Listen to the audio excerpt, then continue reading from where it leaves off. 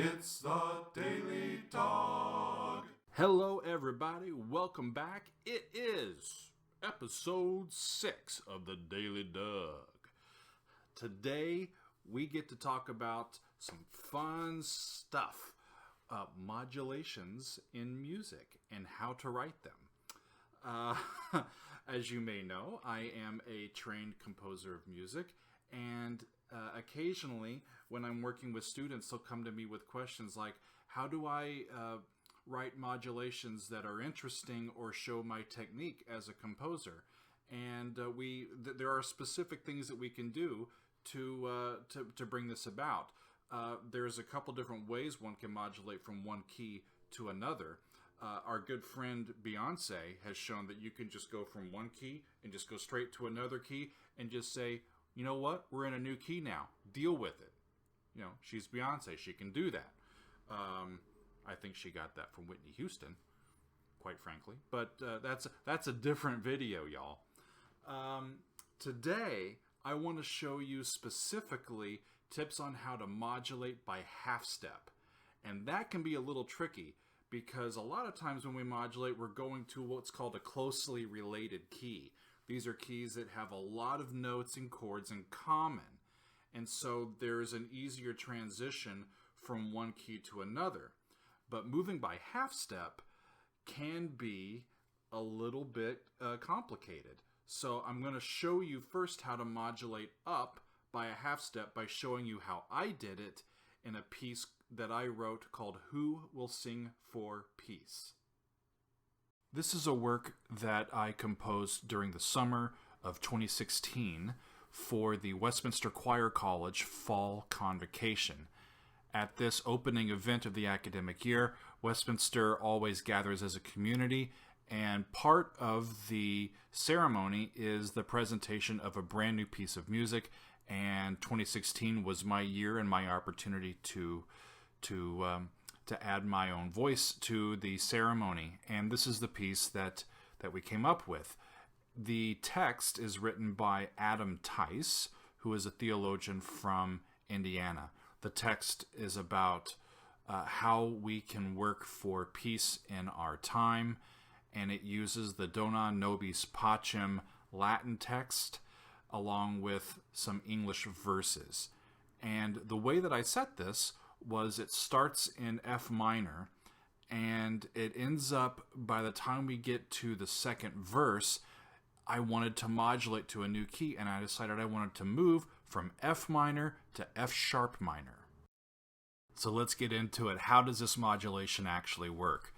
At the end of the first refrain that we hear, the Dona Nobis Pacem text, the melody naturally moves down from the third scale degree to the second to the tonic, from this A flat to this G to this F, and the entire choir ends up on this unison or an octave F, and we're firmly in F minor. But here's what happens: we turn this into a what's called a turnaround, a 2 to 5 to 1. So think about F sharp minor. Okay, F sharp, if we're going to tonicize it or move to it convincingly, we're going to use its 5 chord. In that instance, it's going to be a C sharp dominant 7th chord, right? Well, in the key of F minor, we do get a D flat major chord, which is the flat 6 of F minor. And I can use that as, instead of being the 6th chord of F minor, we can use it as the 5 chord of F sharp. The trick is how you get to that chord. You'll look at the very end of this line, right? This is a D flat, and it's a dominant 7th chord, but I'm using it like it's a C sharp dominant 7th chord to move to the next line. The fun part is what happens in the measure before it. This is an A flat dominant 13 chord. Okay, this A flat chord, we can fit an F onto it if you stack thirds high enough. So A flat is the root, C is the 3rd, E flat is the 5th, a G flat is the 7th, a B flat is the 9th, a D is the, D flat is the 11th, and look at that F. by the time you get all the way up to it, that F becomes the 13th of that chord. So melodically, I'm letting the choir resolve to tonic as they want to do, but underneath it, we're already starting to move the piece away by using this A-flat dominant chord as a secondary dominant into the D-flat, and then we're using the D-flat chord as a 5 chord into the new F-sharp minor reality, and the piece just goes like nobody has known the difference. This is what it sounded like in the first performance at Westminster Choir College.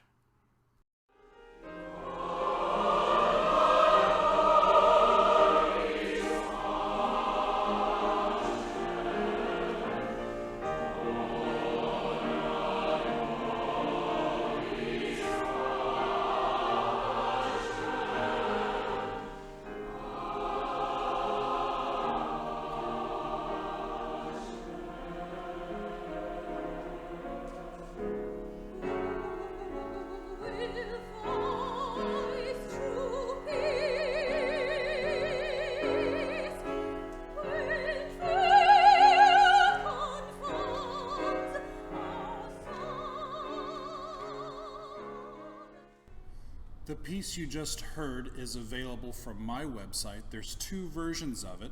There is a simple hymn version that if you wanted to use in your congregation that you can use. It's very easy to sing. The version that you heard in the recording is a version of an anthem based on that hymn. So that was how to modulate up by a half step. Now we're going to talk about how to modulate down by a half step. And to do that, there is a very specific little trick that you can use, and we call it the German augmented 6th chord. Okay, I'm going to show you how this works. You ready? Follow along. Here we go. We are going to start in the key of C minor, which has 3 flats. And the C minor chord is a C, an E flat, and a G, and I've added a C on top here.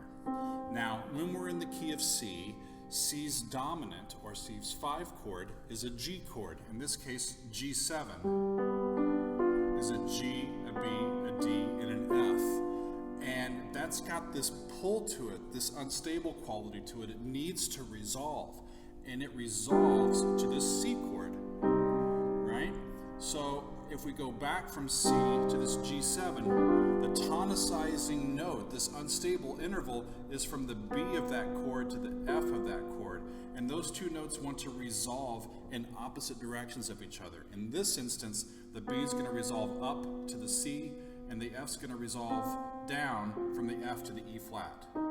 So you have this G7 chord with that unstable tritone interval, and it's going to resolve into this C minor sound, this C and the E flat.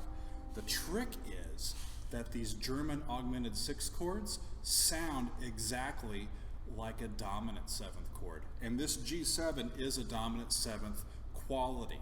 So what happens is we get this G and this B and this D and this F, and the outside notes, the G and the F, are going to resolve in opposite directions by a half step.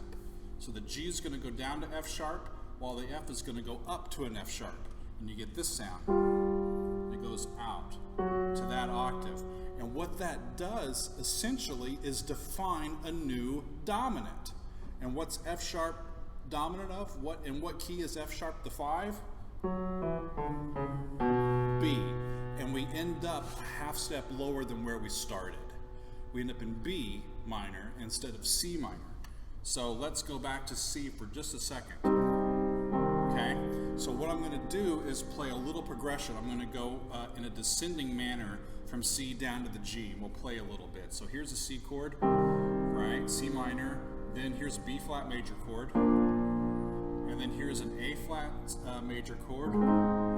Okay, here's G7. That's going to resolve back to C. B flat, A flat, G7, C, B flat, A flat, and here's G.